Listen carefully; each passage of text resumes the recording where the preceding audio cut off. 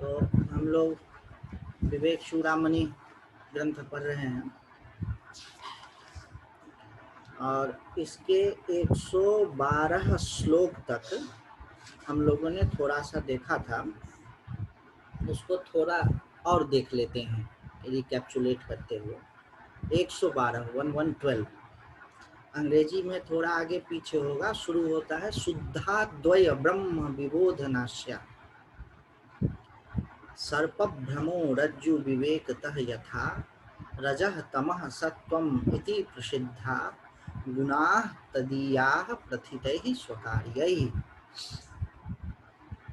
तो ये क्या कह रहे हैं? शुद्धाद्वय ब्रह्म विबोधनास्या, यह जो अविद्या है वह कैसे नाश होगी? तो शुद्ध अद्वय जो ब्रह्म है उसके द्वारा नाश होगा। तो आप लोग जब भी ब्रह्म के लक्षण घटाइए कि कौन सा चीज ब्रह्म है, तो उसमें एक लाइन और जोड़ दीजिए। सत्य चित आनंद तो है, उसमें एक शब्द और जोड़ दीजिए अद्वय, जो दूसरा नहीं है, जो दो नहीं है। इस लक्षण को अगर आप पकड़े रहेंगे तो फंसेंगे कहीं नहीं। जहां दो की संभावना बनी है उसको छोड़ते जाइए, वह नहीं है, वह नहीं है, वह नहीं है। जहां पर दो दिख रहा है वह नहीं। सत्य चित्त आनंद तक कोई योगाभ्यास करे और अपने को मन से अलग मान करके मेडिटेशन प्रैक्टिस आदि करे, तो सत्य ब्रह्म, चित्त ब्रह्म, आनंद ब्रह्म, इस तीनों को पा जाएगा। सत्य मतलब होनापन, चित्त मतलब कॉन्शसनेस और आनंद मतलब मौज। तो इस तीनों को तो पा जाएगा। लेकिन कोई अद्वैत को छोड़ देगा तो वह जो औपनिषदिक ब्रह्म है उसको नहीं पकड़ पाएगा। इसको समझिएगा, अद्वैत को पकड़ना है कि मैं नहीं हूं। तो दो चीजें हो गया ना, एक मैं और एक जो चीज आप नहीं। तो जो चीज आप नहीं है वह असल में कोई चीज है नहीं। ऐसा नहीं कि एक आप हो गए और एक आपसे अलग मन हो गया, आपसे अलग शरीर हो गया, नहीं। यहाँ पर दो बना हुआ है, एक मैं और मेरे से अलग शरीर या मेरे से अलग मन। तो इसीलिए उस जो मेरे से अलग कोई चीज बनी हुई है उसको हटाने के लिए, उसको कवलित करने के लिए आपको क्या करना है? अद्वय शब्द को याद रखना है। अद्वय, अद्वय, दूसरा नहीं। ये जो है कारण शरीर, इसको समझना सबसे कठिन है। स्थूल शरीर क्या है यह समझना आसान है, उससे थोड़ा सूक्ष्म है सूक्ष्म शरीर समझना। और कारण शरीर क्या है इसको समझना सबसे कठिन है। तो आप लोग यह आशा मत कीजिए कि तुरंत समझ जाएंगे। लोग बहुत समय लगाते हैं तो समझते हैं। हम जब बहुत बहुत नहीं समझ पाते हैं या नहीं समझ पाते थे, अभी भी नहीं समझ पाते, तो उसमें महाराज जी हमको एक श्लोक बताए, जगत गुरु ईश्वरस्त्वम सर्व प्रत्यय साक्षिणः, कि जगत के गुरु जो है वो ईश्वर है और वो सर्व प्रत्यय के साक्षी, और उन्हीं के अनुग्रह से इसका ज्ञान हो सकता है। चाहे वह ज्ञान मन में हो, चाहे क्रम से हो, चाहे अक्रम से हो, किसी के बोलने से हो या वैसे ही अपने आप हृदय में प्रस्फुटित हो जाए वह ज्ञान, लेकिन बिना ईश्वर के अनुग्रह के यह ज्ञान नहीं हो सकता। इसीलिए जो वजन आप अपने सूक्ष्म शरीर पर डाल रहे हैं कि हम समझ लें समझ लें समझ लें, उस वजन को ईश्वर पर डाल दीजिए और आप चिति में विश्राम कीजिए। तो कल बताया था और आप लोग ज्यादा जाने लगे थे तो बीच में रोक लिया, फिर नहीं तो गड़बड़ हो जाती। तो जो सुषुप्ति के साथ तकिया लगा करके सोना है ना, सुषुप्ति के साथ तकिया लगा करके, जिस तरह तकिए को पकड़ के सोते हैं ना, उसी तरह ध्यान के कई विधानों में एक विधान यह भी है कि जैसे सुषुप्ति है, तकिया, उसको पकड़ करके सो गए। जीव सबसे ज्यादा विश्राम सुषुप्ति में पाता है। बाकी जितने भी आनंद के रूप हैं, चाहे पार्टी का आनंद हो या खाने पीने का आनंद हो, वो आनंद थका देने वाला आनंद है। आप देखिए कि पार्टी आप करेंगे, 4 घंटे पार्टी में आप गए हैं, after that you feel exhausted. कि अगर आनंद होता तो फ्रेश करता ना, लाइवन करता ना, क्रिस्प करता ना, एग्जॉस्ट कर देता है। क्यों? क्योंकि वह सारा आनंद जो है विषयक आनंद है। उसमें तो एक विषय है और एक आनंद है, किसी चीज से आनंद मिल रहा है। तो आप सोचते हैं कि ये दोनों आपस में इतना सटा हुआ है, जिस चीज से आनंद मिल रहा है और आनंद, ये दोनों आपस में इतना संघट्ट है, इतना मिला हुआ है कि लगता है कि विषय से आनंद मिल रहा है, पार्टी से आनंद मिल रहा है, फूड से आनंद मिल रहा है, मित्र से आनंद मिल रहा है, लेकिन आनंद तो अपने आप से मिल रहा है।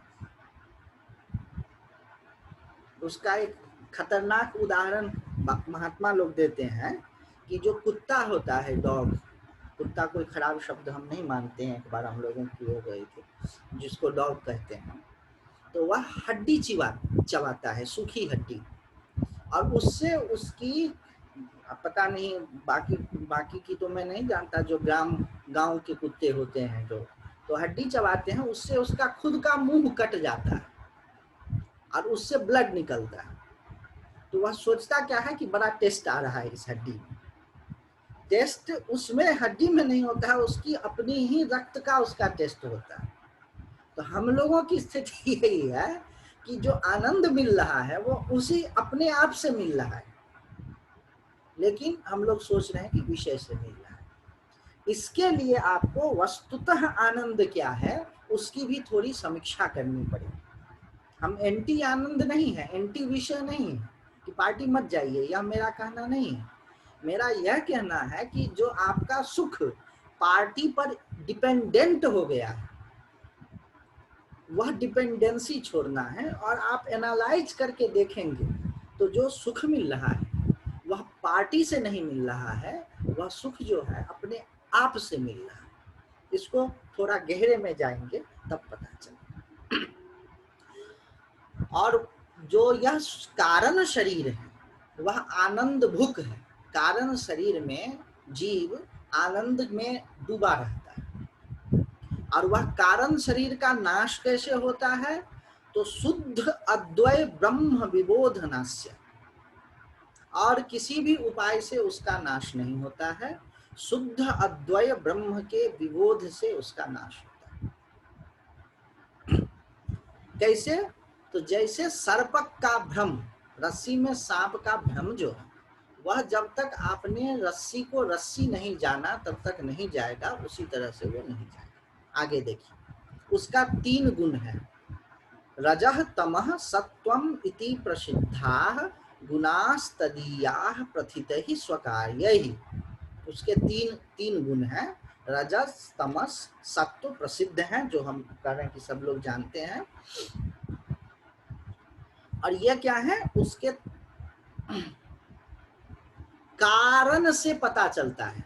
जहां पर मूढ़ता दिखती है तो मान लिया जाता है कि यहाँ पर तमोगुण है, जहां पर एक्टिविटी दिखती है तो मान लिया जाता है कि यह रजोगुण है, जहां पर ज्ञान और प्रसन्नता दिखता है तो वहां पता चलता है कि यह सत्वगुण है। सुख संगेन बध्नाति ज्ञान संगेन जाना। तो सुख और ज्ञान यह सत्वगुण का लक्षण है, एक्टिविटी जो है वह रजोगुण का लक्षण है, और लेजीनेस ये जो है तमोगुण का लक्षण है। प्लेजर जो है यह सत्वगुण का लक्षण है, क्रेजीनेस जो है यह रजोगुण का लक्षण है, और लेजीनेस जो है यह तमोगुण का लक्षण है ना। ऐसे ऐसे अलग अलग इस हिसाब से समझ लीजिए। एंजाइटी जो है वो रजोगुण के कारण अधिक बढ़ गया तो एंजाइटी हो जाएगी। डिप्रेशन है तो तमोगुण ज्यादा हो गया तो डिप्रेशन हो जाएगा। इस हिसाब से समझिए। लेकिन आपको रजोगुण नहीं दिखेगा, आपको सत्व गुण नहीं दिखेगा, आपको तमोगुण नहीं दिखेगा। उसके कारण से जो जो चीज होते हैं वह दिखेगा। रजोगुण का कार्य आपको दिखेगा कि भाई कोई एक्टिव है या क्रेजी है, दिमाग एकदम अव्यवस्थित है, अथवा एक्टिविटी भी सम्यक तरीका से खूब काम कर रहा है, वह भी रजोगुण का है। रजोगुण उससे ज्यादा हो गया तो एंजाइटी हो गई, उससे ज्यादा हो गया तो पगला गया, उछल कूद कर रहा है। ये सब लेवल में बढ़ने का। एकदम से स्थिर ऐसे बैठा हुआ है तो मूढ़ता है उसकी, वो तमस है। उससे और ज्यादा मूढ़ता बढ़ी, तमोगुण बढ़ा तो डिप्रेस्ड हो गया, है ना। तो ये सब गुण आपको पता नहीं चलते हैं, उस गुण के कारण जो कुछ होता है वह आपको पता चलता है। वही कह रहे हैं कार्यानुमेया, कल समझाया था कार्यानुमेया, उसके कार्य को देख करके पता चलता है कि यहाँ पर रजोगुण है, यहाँ पर तमोगुण है, यहाँ पर सत्वगुण है। आप डायरेक्ट गुणों को नहीं परसीव कर सकते। अब चलिए श्लोक नंबर 113, उसमें रजोगुण को एक्सप्लेन करते हैं। विक्षेप शक्ति रजसः क्रियात्मिका यतः प्रवृत्ति प्रशिता पुराणी रागादयोः अस्याः प्रभवन्ति नित्यं दुःखादयोः ये मनसो विकारः। ये जो शक्ति दीर्घ इकार है, ये संधि के नियम के कारण दीर्घ इकार हो जाता है, नहीं तो वह ह्रस्व इकार होगा और उसमें विसर्ग होगा। संधि के नियम से वो दीर्घ हो जाता है और विसर्ग उड़ जाता है, लघु का दीर्घ हो जाता है। तो विक्षेप शक्ति रजसः क्रियात्मिका, विक्षेप होना, विक्षिप्त, विक्षेप का मतलब पागलपन नहीं, विक्षेप का मतलब माइंड की एक्टिविटी। संस्कृत में और योग शास्त्र में विक्षेप का मतलब पागलपन नहीं, विक्षेप का मतलब माइंड की एक्टिविटी। या मैं अभी पढ़ा रहा हूँ, कोई आदमी आ गया तो हम क्या बोलेंगे, विक्षेप हो गया। कोई ध्यान साधना कर रहे हैं, उसमें कोई दूसरी चीज आ गई तो विक्षेप हो गया थोड़ी देर के लिए। कोई व्यक्ति है परेशान करता है या बार बार वो कुछ करता है तो बोलेंगे ये आदमी विक्षेप करता है, ऐसे बोलते हैं। तो विक्षेप शक्ति रजसः क्रियात्मिका, रजसः रजस का विक्षेप शक्ति है क्रियात्मिका, यतः प्रवृत्ति प्रसिद्धा पुरानी, और जिससे प्रवृत्ति होती है कोई काम में, आपकी स्टार्टअप जिसको बोलते हैं कि स्टार्ट करने की जो शक्ति होती है वो स्टार्ट करने की, जिससे रागादि और दुखादि जो मन के विकार हैं वो उत्पन्न होते हैं। रागादि मतलब किसी से अटैचमेंट, और रागादि में आदि लगा दीजिए, राग द्वेष ये सब विक्षेप शक्ति है, और सुख दुख ये सब भी विक्षेप शक्ति के, दुख सुख को मत जोड़िए, दुख जो है ये सब विक्षेप शक्ति के कारण होते हैं। अब देखिए, कामः क्रोधः लोभ दंभादि असूया अहंकारेषु मत्सरादि अस्तु घोराः धर्माः एते रजसाः पुं प्रवृत्ति यस्माद् एषा तद् रजो बंध हेतुः। काम क्रोध लोभ दंभ असूया अभिमान ईर्ष्या और मत्सर ये घोर धर्म रजोगुण के ही हैं, अतः जिसके कारण जीव कर्मों में प्रवृत्त होता है वह रजोगुण ही उसके बंधन का हेतु है। आगे देखिए, आगे क्या कर रहे हैं, तमोगुण। एषा आवृत्ति नाम तमोगुणस्य शक्तिर्यया वस्तु अवभासते अन्यथा शैषा निदानम पुरुषस्य संस्कृते विक्षेप शक्ति प्रसरस्य हेतु।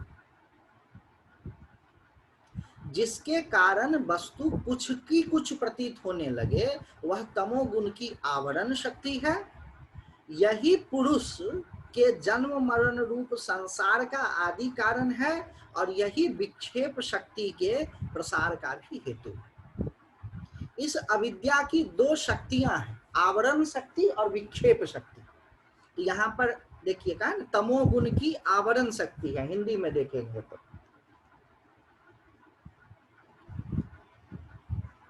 एषा वृत्ति नाम तमोगुणस्य शक्तिर्यया वस्तु अवभासते अन्यथा शैषा निदानम पुरुषस्य संस्कृते विक्षेप शक्ति प्रसारास्य हेतु। वस्तु अवभासते अन्यथा, इसी को इन्होंने हिंदी में ट्रांसलेट किया है आवरण शक्ति के रूप में, हिंदी वाले। तो आवरण शक्ति और विक्षेप शक्ति ये माया की दो शक्तियां हैं। आपको इसको उदाहरण से समझना हो तो समझिए कि रस्सी में जो सांप दिखता है इसमें दो चीजें होती है। आवरण शक्ति के कारण रस्सी का दिखना बंद हो जाता है, और विक्षेप शक्ति के कारण वह जो दिखना बंद हो गया उसमें कुछ का कुछ दिखना लगता है। दो चीजें होती है। तो रस्सी का न दिखना यह हो गया आवरण शक्ति, और रस्सी का कुछ से कुछ और दिखना, सांप जैसा दिखना या माला जैसा दिखना या भूछिद्र जैसा दिखना, ये हो गया विक्षेप शक्ति। ये कोई शक्ति बाहर पे नहीं है, आप माया तो भीतर ही बैठी है ना, तो वो उसी की जो वो हो जाती है, उत्पटांग हो जाता है। या कोई पेड़ का ठूंठ देखा, स्थानु बा पुरुषो बा प्रेतो बा, ठूंठ न दिखा, ये हो गया आवरण शक्ति। और यह आदमी खड़ा है कि प्रेत खड़ा है, यह कुछ का कुछ दिख जाना, यह हो गया विक्षेप शक्ति। तत्व का सही स्वभाव न जानना, यह हो गया आवरण शक्ति, और उसका कुछ से कुछ दिख जाना, यह हो गया विक्षेप शक्ति। यही कह रहे हैं कि ये दो शक्तियां हैं। इसमें इन्होंने स्पष्ट नहीं किया है, उसमें यह है कि तमोगुण जो है वह आवरण शक्ति है, और रजोगुण जो है वह विक्षेप शक्ति है। आवरण शक्ति के कारण ही विक्षेप शक्ति जो है प्रसारित होती है, ये कहना चाह रहे हैं। अब देखिए तमोगुण के कारण क्या क्या होता है। प्रज्ञावान अपि पंडितोपि चतुरोपि अत्यंत सूक्ष्मार्थ दृक् व्यालीढस्तमसः न वेत्ति बहुधा संबोधितोपि संस्फुटम् भ्रांत्यारोपितमेव साधु कलयति आलम्बते तद्गुणान् हन्तासौ प्रबला दुरंत तमसः शक्तिर्महत्या वृत्तिः। इसका पढ़िए क्या कह रहे हैं। तम से ग्रस्त हुआ पुरुष अति बुद्धिमान, विद्वान, चतुर और शास्त्र के अत्यंत सूक्ष्म अर्थों को देखने वाला भी, क्या क्या कह रहा है, विद्वान हो, बुद्धिमान हो, चतुर हो। ऐसा नहीं कि दुनियादारी और शेयर बाजार में चतुर, शास्त्र के अत्यंत अर्थ को जानते हुए भी, सब बात समझता है भी, वह नाना प्रकार के से समझाने से भी अच्छी तरह से नहीं समझता है। उसको कितना भी समझा लीजिए वो नहीं समझेगा। सब जानता है, सब उसको पढ़ सकता है, पढ़ा सकता है दूसरे को, लेकिन उसको समझ में खुद के लिए नहीं आता है। वह भ्रम से आरोपित किए हुए पदार्थ को ही सत्य समझता है और उन्हीं के गुणों का आश्रय लेता है। अहो दुरंत तमोगुण की यह महती आवरण शक्ति बड़ी ही प्रबल है। यह तमोगुण की ऐसी प्रचंड शक्ति है कि उसको सब बात समझते हुए भी, सब बात जानते हुए भी घुमा घुमा करके, उठा उठा करके पटकते रहती है। इसीलिए सर्वथो भावेन, इतना चीज समझने के बाद ये पढ़ने से आपको यह होगा कि कितना तेज आप फंसे हुए हैं, यह समझिए। और इससे निकलने का एकमात्र उपाय है ईश्वर की शरण में जाना। जो जगत गुरु है उसकी शरण में जाना, वही गुरु है और वही किसी न किसी रूप में आकर के प्रकट हो जाए, वही गुरु है। सपूर्वे शाम अपि गुरु कालेन अनबच्छेद। पूर्वे शाम श्लोक उठ नहीं रहा। पहले पहले लोगों के भी जितने गुरु हुए उन सबके गुरु, और काल से अनवच्छेद्य, काल से वो छेदा नहीं जा सकता।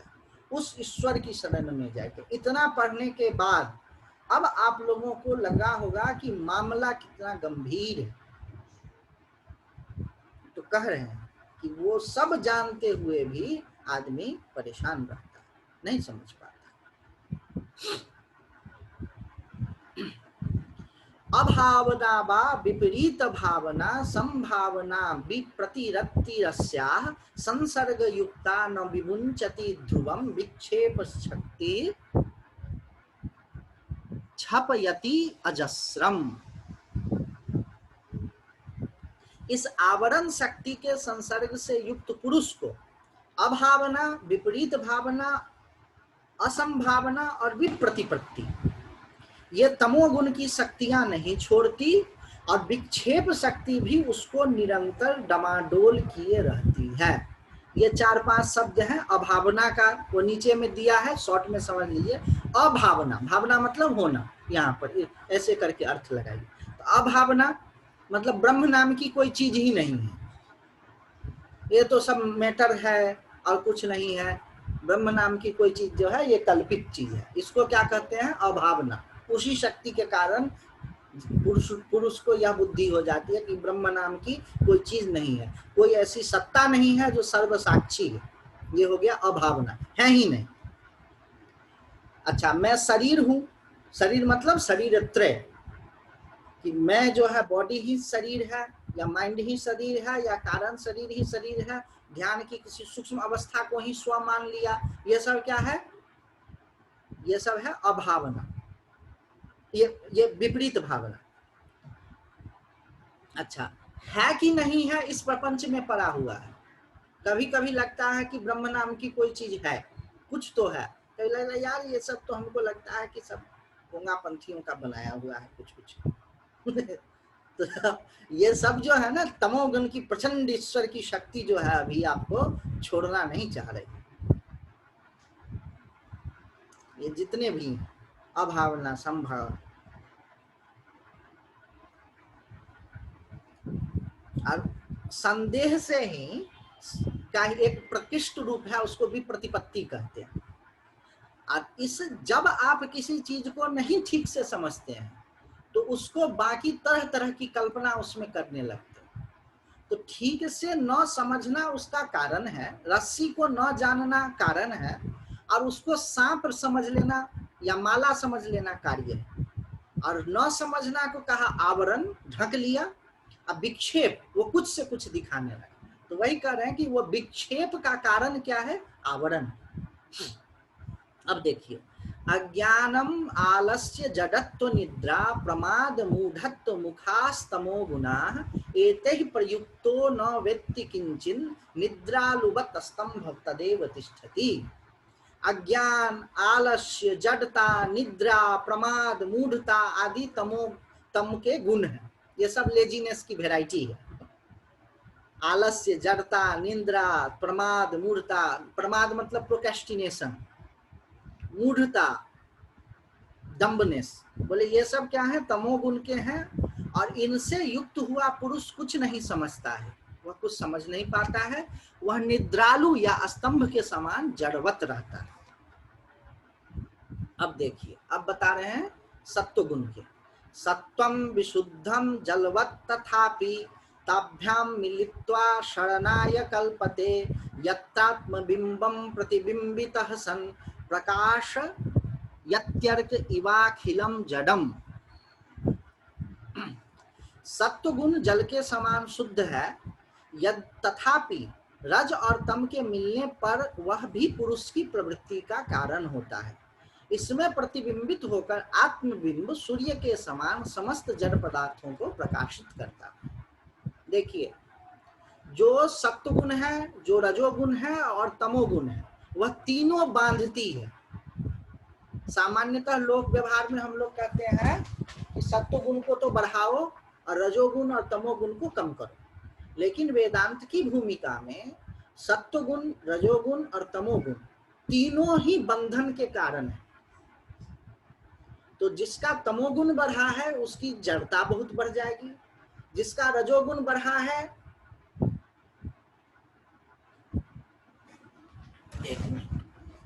जिसका रजोगुण बढ़ा है उसकी सिग्नल अब ठीक आ रहा है, किसी ने कहा कि सिग्नल का दिक्कत हो रहा है, उसकी एक्टिविटी बहुत बढ़ जाएगी। और जिसका सत्वगुण बढ़ा हुआ है उसको ज्ञान में बहुत रुचि होगी, ये पढ़ लें, ये समझ लें, वो कर लें। तो जो ज्ञान है ना, कल मैंने समझा था, दो अर्थ होते हैं ज्ञान के। एक वृत्ति रूप ज्ञान जो माइंड की थॉट्स हैं, और एक ज्ञान वो है जो अज्ञान को हर लेता है। तो इसमें क्या है कि ये जो ज्ञान मतलब इंफॉर्मेशन, सीकिंग इंफॉर्मेशन तरह तरह की, वो सत्वगुण का लक्षण है। और गुण कभी भी कोई अकेला नहीं होता है, हमेशा जो भी वस्तु है पूरी प्रकृति में, उसमें हमेशा तीनों गुण है। अगर किसी चीज को सत्वगुण वाला कहा जाता है, इसका मतलब यह होता है कि उसमें सत्वगुण अधिक है। जो एकदम से सत्वगुण वाली चीज है उसमें भी तमोगुण और रजोगुण थोड़ा रहेगा। जो एकदम तमोगुण वाली चीज है उसमें भी रजोगुण और सत्वगुण थोड़ा रहेगा। ये गुण जो है ना, इसको आप डायरेक्ट परसीव नहीं कर सकते हैं, उसके कार्य के द्वारा ही परसीव होगा आपको। लेकिन जो भी चीजें हैं संसार में, प्रकृति में जो भी निर्मित हुई है, उसमें तीनों गुण रहता है। और कभी भी तीनों गुण बराबर अवस्था में नहीं रहता है। बराबर अवस्था में जब तीनों गुण रहता है, साम्य अवस्था में, उसको प्रलय कहते हैं। प्रलय में तीनों गुण बराबर हो जाते हैं। और वही गुणों का जब विक्षेप होता है, कम ज्यादा होता है, तो सृष्टि की प्रक्रिया शुरू हो जाती है। और जो भी चीज बनी है उसमें तीनों गुण है, कम ज्यादा है, जो ज्यादा होता है उसी के नाम से उसको बोला जाता है। उसमें उदाहरण बताते हैं कि कोई व्यापार करे, उस व्यापार में जिसकी पार्टनरशिप कोई 40% है, कोई 50% है और कोई 2% है, तो जिसकी परसेंटेज ज्यादा रहती है उसी के नाम से चलता है कि भाई फला आदमी का ये व्यापार है ना। तो जैसे जियो है, तो भाई जियो के शेयर तो फेसबुक भी खरीदा है, लेकिन माना तो अंबानी की ही जाती है ना। उसी तरह से जिसमें जो चीजें ज्यादा गुण जो चीज रहता है उसी गुण का नाम होता है। इसको समझ लीजिएगा गुणों के स्वभाव। आदित्य जी, ये प्रलय है ये नहीं समझ आया। प्रलय में तीनों गुण बराबर हैं तो प्रलय हो में जाता है, तीनों गुण साम्य मतलब प्रलय में कहते हैं कि तीनों गुण साम्यावस्था में आ जाते हैं। 33.33.3333%, 33.3333, मतलब तीनों गुण एक बराबर में हो गए तो उसको प्रलय कहते हैं। उसको कहते हैं गुण साम्य की अवस्था। और वही गुण जब ऊपर नीचे होने लगता है तब मैनिफेस्टेशन होता है। आपको जो भी चीज दिख रही है मैनिफेस्टेड होकर के, उसमें कोई ना कोई एक गुण ज्यादा है, कोई कम है, ये इसका मतलब है। जो गुण ज्यादा है उसको उस नाम से जाना जाता है। आप समझ गए ना?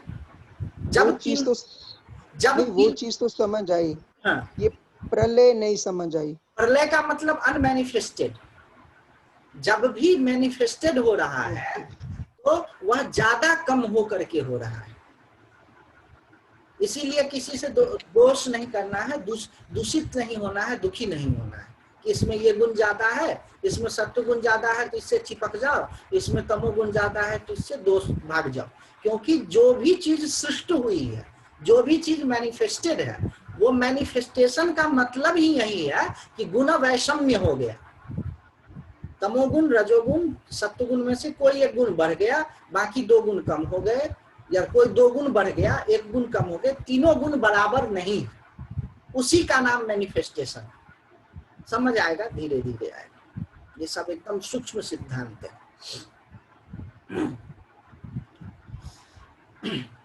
अब ये क्या कर रहे हैं, इसका मिश्रस्य सत्वस्य भवन्ति धर्मा। अच्छा, ऊपर का और ये हम बता देते हैं कि शुद्ध सत्व गुण होता नहीं है प्रकृति अवस्था में। प्रकृति जो मैनिफेस्टेशन अवस्था में, उसमें भी तमोगुण और रजोगुण कुछ मात्रा में मिला हुआ है, लेकिन ज्यादा सत्वगुण है, इसीलिए उसको बोल रहे हैं सत्वगुण। तो वही कह रहे हैं।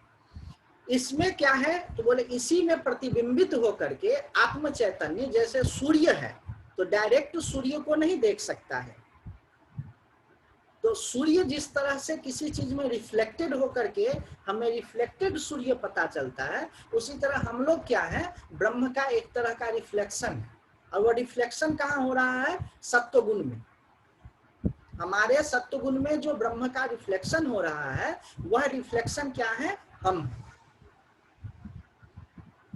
जो इसको जिसको आइडेंटिटी और मन बुद्धि चित्त अहंकार कह रहे हैं, वह एक तरह का ब्रह्म का रिफ्लेक्शन, प्रतिबिंब है। ये अभी भी ये भी समझिएगा धीरे धीरे। अब ये क्या करें, मिश्रस्य सत्वस्य भवन्ति धर्मा। तो अमानित्यादि नियमा यमाद्या श्रद्धा च भक्तिश्च मुमुक्षुता च दैवी च संपत्ति असत निवृत्ति। तो बोले क्या इसका क्या है लक्षण? इस मिश्रित सत्वगुण, मिश्रित रजोगुण और तमोगुण, जिस तरह से तमोगुण और रजोगुण में भी सत्व और रज मिला हुआ है, उस तरह सत्वगुण में भी रजोगुण और तमोगुण मिला हुआ है। लेकिन यहाँ पर स्पष्ट होकर के करें मिश्रस्य सत्वस्य। मिश्रस्य सत्वस्य का क्या मतलब हुआ? तो सत्व में तमोगुण और रजोगुण जो मिला हुआ है उसका क्या क्या धर्म है? अमानित्व आदि, यम नियम आदि, श्रद्धा आदि, भक्ति, मुमुक्षुता, ये सब क्या होते हैं? उसमें गुण होते हैं। जिस तरह जिसका तमस बढ़ा हुआ है तो उसमें मूढ़ता, आलस्य आदि जैसे होता है, उसी तरह जिसका सत्व बढ़ा हुआ है तो मुमुक्षुता में छूट कैसे जाओ। दैवी श्रद्धा, अच्छा मुमुक्षुता भी फंसा करके ही रखती है, ऐसी बात नहीं है कि मुमुक्षुता भी गुण का है ना, तो गुण कोई भी तो फंसा करके, जब आपकी मुमुक्षुता मोक्ष से खत्म हो जाएगी तब आप फ्री हो जाएंगे। लेकिन कुछ लोग क्या कहते हैं कि आप आलस्य से तो मत छूटो, जो तमोगुण का वो है, और रजोगुण का जो विक्षेप है उससे तो मत छूटो, और सत्वगुण का जो कारण है, सत्वगुण के कारण जो मुमुक्षुता है, छूटने की इच्छा है, ज्ञान की इच्छा है, उससे छुटकारा कर लीजिए। तो ये बात गड़बड़ है, आप समझ रहे हैं ना? जब छूटना है तो तीनों गुण से छूटना है, ऐसा नहीं कि केवल सत्वगुण का जो लक्षण है, सत्वगुण का जो कारण है मुमुक्षुता, उसको छोड़ दीजिए। मतलब जो आपको ईश्वर की खोज है आप में, उसको खत्म कर दिया और बाकी चीज पड़ा रहा तो गड़बड़ हो जाएगा ना। इसीलिए ईश्वर की खोज को अंत तक बनाए रखिए, अंतिम में उसको भी छोड़ना है, वह भी छूट जाएगा, लेकिन अभी नहीं। ऐसा न हो कि बिना ईश्वर को मिले ही ईश्वर की खोज आपकी खत्म हो जाए। जब ईश्वर मिल जाए तो ईश्वर की खोज आप बंद कर लीजिए, फिर बाकी तमोगुण और रजोगुण के सारे चीज छूट जाएंगे। लेकिन शुरुआत में ही कि सत्वगुण के कारण जो खोज है ईश्वर की, मुमुक्षुता है, भक्ति है, उसको तो आपने खत्म कर दिया, और तमोगुण और रजोगुण के जो जो चीज है वो सब आप में पड़े हुए हैं, तो ये काम ठीक नहीं। विशुद्ध सत्वस्य गुणाः प्रसादाः स्वात्मानुभूति ही परमा प्रशांति तृप्ति प्रहर्षम परमात्म निष्ठा यया सदानंद रसम समीक्षति। बोले मिश्र सत्व का क्या क्या है? तो यम नियम, श्रद्धा, भक्ति, मुमुक्षुता, दैवी संपदा, असत। जिस सत्व में रजस और तमस मिला हुआ है थोड़ा थोड़ा, उसमें ये है। और विशुद्ध सत्व मतलब एकदम कम मिला हुआ है, या लगभग इतना कम है कि मिला ही नहीं हुआ है, उसका क्या क्या गुण है? प्रसन्नता, आत्मानुभव, परम शांति, तृप्ति, आत्यांतिक आनंद और परमात्मा में स्थिति। ये सब क्या है? एकदम जब शुद्ध सत्व हो गया, मतलब सत्व गुण में बहुत कम मिलावट है या नहीं है मिलावट, नहीं मिलावट वाला नहीं होता है, जो भी रहेगा थोड़ी बहुत मिलावट है, 99.99% सत्व गुण हो गया, आत्मानुभूति और तृप्ति और आत्यांतिक शांति, और तीनों गुण के परे हो गया, तब कहाँ कोई अनुभूति बचेगा और कहाँ कोई अनुभूता बचेगा और कहाँ कोई कुछ नहीं बचेगा, एकदम प्रशांत हो जाएगा। अब देखिए, अब बता रहे हैं कारण शरीर 122 से, लेकिन इसको बताने का प्रकरण इन्होंने 110 में ही शुरू कर दिया था। देखिए, इसीलिए मैंने कहा था कि 110 श्लोक जो है अव्यक्त नामनी परमेश शक्ति, उसके ऊपर आप कारण शरीर लिख लीजिए। अब देखिए 122 में बता रहे हैं, अव्यक्त में तत् त्रिगुणैः निरुक्तम तत्कारणम नाम शरीर आत्मनः सुषुप्ति एतस्य विभक्ति अवस्था प्रलीन सर्वेन्द्रिय बुद्धि वृत्ति। इस प्रकार तीनों गुण के निरूपण से यह अव्यक्त का वर्णन हुआ है, यही आत्मा का कारण शरीर है। इसकी अभिव्यक्ति अवस्था सुषुप्ति है, जिसमें बुद्धि की संपूर्ण वृत्तियां लीन हो जाती है। जिस तरह से स्वप्न जो है वह सूक्ष्म शरीर का अविभक्त अवस्था है, उसमें केवल सूक्ष्म शरीर बचता है और बैकग्राउंड में कारण शरीर बचता है। उसी तरह से जो सुषुप्ति है उसमें सूक्ष्म शरीर और स्थूल शरीर नहीं बचता है, केवल केवल कारण शरीर बचता है। ठीक है, और जिसमें बुद्धि की संपूर्ण वृत्तियां लीन हो जाती है। अच्छा, सर्व प्रकार प्रमिति प्रशांति ही बीजावस्था बीजात्म अनावस्थिरेव बुद्धे सुषुप्तिरेतस्य किल प्रतीति किंचिन्न वेद्दीति जगत प्रसिद्ध। जहां सब प्रकार की प्रमा ज्ञान शांत हो जाती है। प्रमा मतलब ज्ञान। यहाँ पर जो बुद्धि की जितने भी विचार है ना, जितनी भी एक्टिविटी है माइंड की, वह सुषुप्ति में खत्म हो जाता है। सभी प्रकार की प्रमा शांत हो जाती है और बुद्धि बीज रूप से ही स्थित हो जाती है। बीज रूप से स्थित होने का क्या मतलब है? बुद्धि नष्ट नहीं होती है। बुद्धि अगर नष्ट हो जाती अगर, तो मेमोरी फिर कैसे आता सो करके उठने के बाद?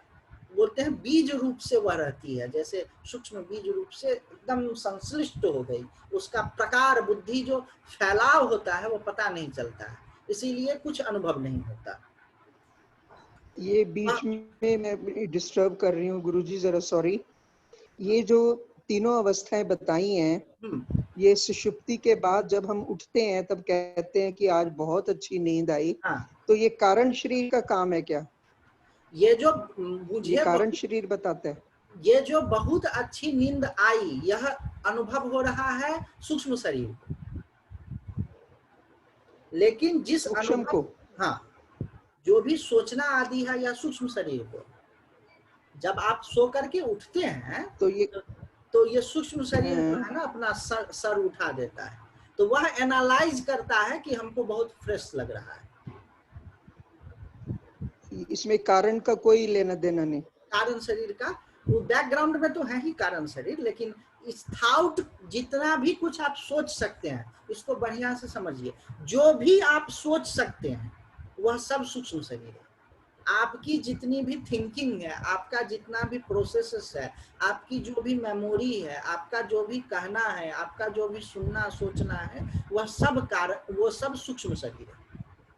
तो कारण क्या कुंडली मार के बैठे है क्या? हाँ, जो सुषुप्ति में होता है वह कारण शरीर है। इसीलिए मन की गति वहां पर नहीं है। आप जो भी सोचना, कल्पना, इमेजिनेशन, जो कुछ भी है वह सब मन में। अब और वो कोई भी चीज सूक्ष्म कारण शरीर में जाती नहीं। बताइए ना, सुषुप्ति में तो कुछ बचता नहीं है, कुछ नहीं रहता है। ये कारण शरीर बड़ा अद्भुत है, इसीलिए इसको कहा अव्यक्त नामनी। आप कारण, अच्छा आप एक ऐसी चीज के बारे में बताइए जिसके बारे में आप सोच नहीं सकते हैं। आप कल्पना कीजिए एक ऐसी चीज के बारे में जिसको आप सोच नहीं सकते हैं। कल्पना कर सकते हैं क्या? कल्पना भी नहीं कर सकते हैं, क्योंकि बाय डेफिनेशन वह ऐसी चीज है जिसके बारे में आप सोच नहीं सकते। हमको महाराज जी ने बताया था कि अच्छा बताओ तो एक ऐसी चीज की कल्पना करो जिसके बारे में तुम कुछ नहीं जानते। बताइए। जब जानते ही नहीं तो कल्पना क्या करेंगे? कल्पना भी नहीं कर सकते हैं, कुछ ना कुछ उसको जानते हैं तब कल्पना कर सकते हैं। वही तो। अच्छा, एक ऐसी चीज के बारे में प्रश्न कीजिए जिसके बारे में आप कुछ नहीं जानते हैं। तो जब जानते ही नहीं तो क्या प्रश्न करेंगे? ये जो भामती टीका है ना, इसमें उन्होंने शुरू किया है ब्रह्मसूत्र की एक टीका। हाँ, उसका नाम है भामती टीका। हाँ, छोटी सी बात पूछी थी इन्होंने। हाँ, कारण शरीर तो तीनों अवस्था में भी है। हाँ, हाँ, मैं सूक्ष्म और सूक्ष्म और सुषुप्ति में। सुषुप्ति में सिर्फ कारण शरीर बच जाता है, बाकी कुछ नहीं। हाँ, वही बात है। मैं उसकी यही कह रहे ना। हाँ, एकदम आपने ठीक समझा। उसकी मैं मॉडल ऐसे बनाता हूँ कि देखिए ये एक बड़ा है, इस पर एक है और इस पर ये है। तो ये जो हो गया, ये हो गया स्थूल शरीर, ये हो गया सूक्ष्म शरीर और ये हो गया कारण शरीर। तो स्थूल जब हट जाएगा तो सूक्ष्म शरीर और कारण शरीर बचा है। जब सूक्ष्म हट जाएगा तो केवल कारण शरीर बचा है। अच्छा, जब भी स्थूल सूक्ष्म शरीर आएगा तो वह हमेशा कारण शरीर पर ही आएगा, और जब भी स्थूल शरीर आएगा तो वह सूक्ष्म शरीर पे ही आएगा। ये एक सर्किल के भीतर में एक सर्किल, इसीलिए वो वाला जो ग्राफ दिखाई थी ना, वो उसी तरह से दिखाई। जब भी स्थूल शरीर रहेगा तो सूक्ष्म शरीर और कारण शरीर रहेगा। लेकिन जब स्वप्न में स्थूल शरीर नहीं रहता है, लेकिन ये सूक्ष्म शरीर और कारण शरीर है। और निद्रा में कारण सूक्ष्म शरीर नहीं है, केवल कारण शरीर बचा है, ऐसे समझिए। ये तीन है, मतलब वो ऊपर लेयर्स में पड़े, एक दूसरे के ऊपर है, सर्कल में नहीं है। हाँ, मतलब एक सर्कल के भीतर में दूसरा, दूसरे के भीतर में तीसरा सर्कल है। तो जब भी तीसरी सर्किल होगी तो बाकी दोनों के भीतर में होगी, लेकिन वो पहली सर्किल जो है आप हटा दें तो बाकी दोनों सर्किल बचेगा। आप जैसे भी उसको समझ लीजिए ग्राफिकली, मैं एक ग्राफ बना करके आप लोग को कल या आज ही भेज दूंगा। मतलब होता है ना पाई चार्ट व सर्किल बनाते हैं, जैसे वाराणसी है तो वो जब भी वाराणसी होगा तो उत्तर प्रदेश में ही होगा, है ना। लेकिन उत्तर प्रदेश में हम कहें कि हम वाराणसी में रहते हैं तो बाय डिफॉल्ट यह माना जाता है कि हम उत्तर प्रदेश में रहते हैं और भारत में रहते हैं।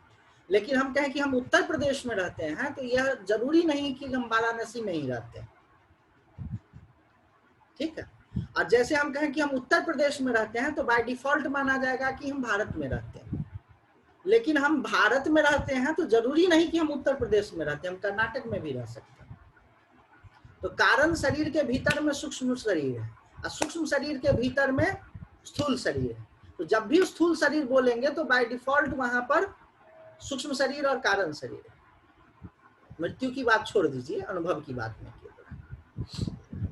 किए। Thank you. इसी और जब मृत्यु हो जाती है तो सूक्ष्म शरीर और स्थूल शरीर के बीच में जो संबंध है वो खत्म हो जाता है। जो लोकांतर जाता है वह सूक्ष्म शरीर जाता है। अब देखिए क्या कह रहे हैं,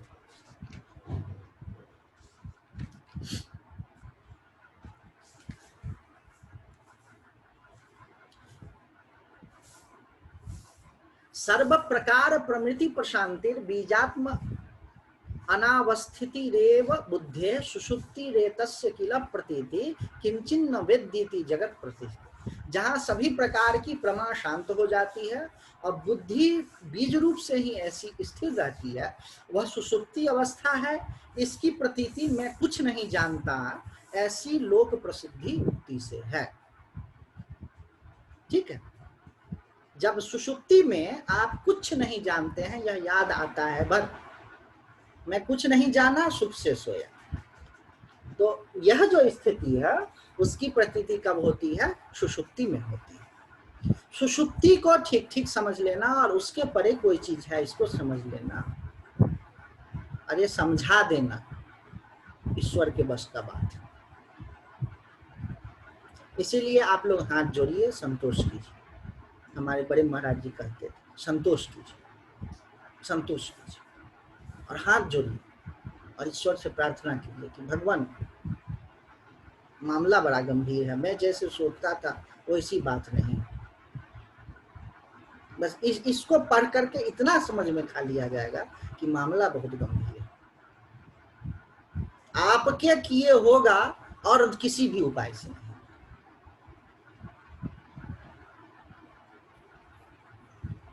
ये करेंगे, ये एकमात्र रास्ता है। फिर वह चाहे योग्यता संपादन के द्वारा करे, आपसे जप करवाए, तप करवाए, मेडिटेशन रिट्रीट करवा ले, घर पे कोई साधु भेज दे, कोई किताब भेज दे, कोई बताने लगे कोरोना डाल करके और वो क्या है वेबिनार करवाने लगे, सब उसके अंदर हो। या बिना कुछ किए ही अपने भीतर से ही ज्ञान उद्बुद्ध हो गए। लेकिन यह मेरा सिद्धांत है। भारत में बहुत घूमे हैं, बहुत चक्कर मारे हैं, बहुत सर टकराए हैं, अंतिम में बात जाकर के वहीं फंसती है। जगत गुरु ईश्वरस्त्वम सर्व प्रत्यय साक्षिणा, उसी के अनुग्रह से हो सकता है, बाकी कोई उपाय नहीं है। यह आपको समझना है इतना से बस, ज्ञान नहीं होगा। मिस्ट्री, हाँ, मिस्टीरियस मिस्ट्री है ना ये। हाँ, मतलब मिस्ट्री है, उतने से संतोष नहीं करना है, उसके ग्रेस से यह मिस्ट्री सॉल्व हो जाएगी।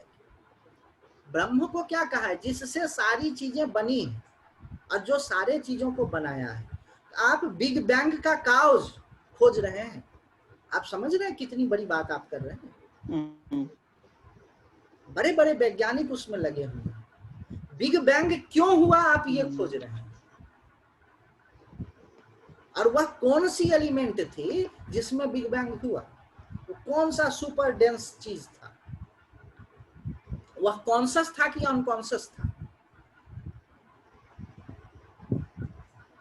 अच्छा, वह कॉन्शस नहीं था तो यूनिवर्स में कॉन्शसनेस कैसे आ गया, और वह अनकॉन्शस था, वह कॉन्शस था तो कुछ चीजें अनकॉन्शस कैसे दिख रही हैं भाई। आप समझ रहे हैं, बिग बैंग का बताते हैं कि एक कोई चीज थी पूरी इकट्ठी हो गई, उसमें विस्फोट हुआ, महाविस्फोट हुआ।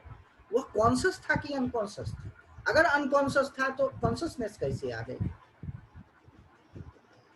और अगर वह कॉन्शस था तो बाकी चीजें अनकॉन्शस सी क्यों दिख रही है, क्या मामला है, असल में कॉन्शसनेस क्या है। आप इन प्रश्नों पर समाधान कर रहे हैं तो यह आशा करना कि तुरंत समझ में आ जाए ना, तो बस यह समझ में आ जा रहा है इतना आप लोगों को कि अभी समझ में नहीं आया, तो बहुत बड़ी बात है, और हाथ जोड़ करके सरेंडर हो गए, वही बहुत बड़ी बात है। भगवान नहीं समझ, आप बड़े बड़े योगियों से भी दुर्बोध्य हो। भागवत में आया है, ब्रह्मा आदि भी जिसको नहीं समझ पाते हैं। योगी, बड़े बड़े योगी ध्यान लगाते हैं और उसकी माया से मोहित हो जाते हैं। उस परमात्मा ही हमारे शरण है, हम उन्हीं की शरण में जाते हैं और उन्हीं की कृपा से ज्ञान होगा, बस इसको समझना है। कल जो है ये अनात्म निरूपण बताएंगे, आज इतना ही पर खत्म करते हैं, और कोई प्रश्न हो तो। वो लाइट का कुछ गड़बड़ी, वीडियो धुंधला हो गया थोड़ा, पता नहीं। हाँ, वो लाइट की कुछ गड़बड़ी हुई है, उससे हो गया है। ओके। आदित्य जी, ये क्या पॉसिबल होएगा आपके लिए कि जैसे रिकैप टाइप, जैसे हम लोग बोलते हैं ना कि जो जो सीखा है, क्योंकि कई बार कोई फैमिली की वजह से, सर्कमस्टांसेस की वजह से हम लोग 100% कंसंट्रेशन नहीं कर पाते हैं, कुछ चीज मिस हो जाती है, पर जब आप बताते हैं 100% समझ आता है। तो रिकैप टाइप का हो जाए कि आज हमने ये बात की है, अभी तक ये बात की है, जैसे मतलब जैसे स्टूडेंट्स को टीचर्स करती है ना, रिकैप कर दिया पूरी चीज एक बार से। ये हम क्या करेंगे ना कि ये जब यहाँ का ये खत्म हो जाएगा अनात्म निरूपण, है ना, 138, तो 138 के बाद लगभग विवेक चूड़ामणि का मुख्य हिस्सा जो है समाप्त हो जाता है, श्लोक नंबर 138 के पास से। तो हम देख लेंगे आगे पीछे, कभी कभी इन्होंने जो नेमिंग किया है वो ठीक से नहीं किया है, तो फिर उसके बाद एक बार हम लोग रिकैप करेंगे पूरे का। क्योंकि जब आप